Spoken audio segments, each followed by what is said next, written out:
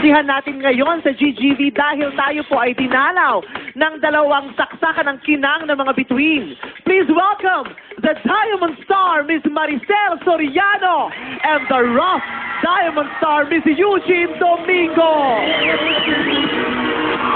Inay, nagagabi! Nagagabi, Inay! Gabi! Magandang gabi! Kayo mo po? Ito.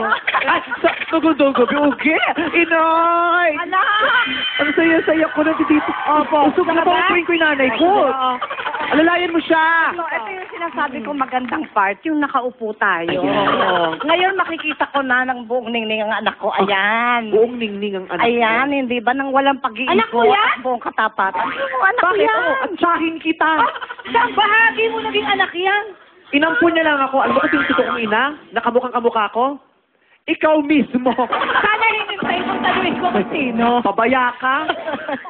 Oo, tingin mo. Pati tapon ng lalagyan ng toyo, nilagay mo sa ulo. Nainggit ka na naman. Ano na yung aking galing yan? Tinapon ko nga. Ibibigay ko sa'yo mamaya. Magtrabaho ka muna.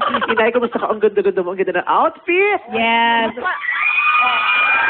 Ay, ayan na mo. Oh, Alam mo ba kung anong tawag sa mga ganyan? anong tawag sa kanila? May mga diferensya yan.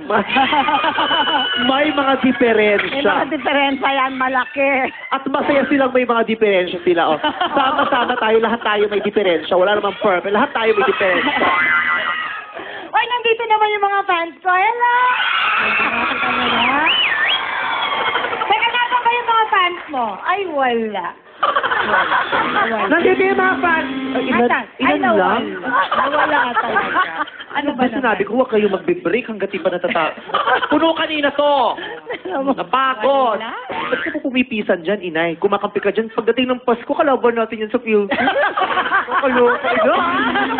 Ano ba yan? Hindi. Ganyan niya, plastic yung tingin mo, nginingitian. Kapag dating ng Pasko, may pangil yan. Kakagatin tayo niyan sa Pasko. Ah, ganun ba? Kalaban yan. May pangil ako? Siya ang original na vampira, hindi ako. Nag-vampira ka ba, inay? Oo, anak eh. Sa bagay, hindi ka pwede maging vampira. Bakit? Ang cute mo naman kasi. Oh, ayan. Hindi ka pwedeng vampira. Isa kang undin. Ay, isa ka pa. Wala ka lang mic, ha? Ano ba yung sinabi? Oo, sabi niya sa akin, ayaw niya ng vampira ka kasi tiyanak ka eh. Pero walang mic, ha? Sabi ko na, ikaw ang original na anak ni Janice. Ganito pala dito, no?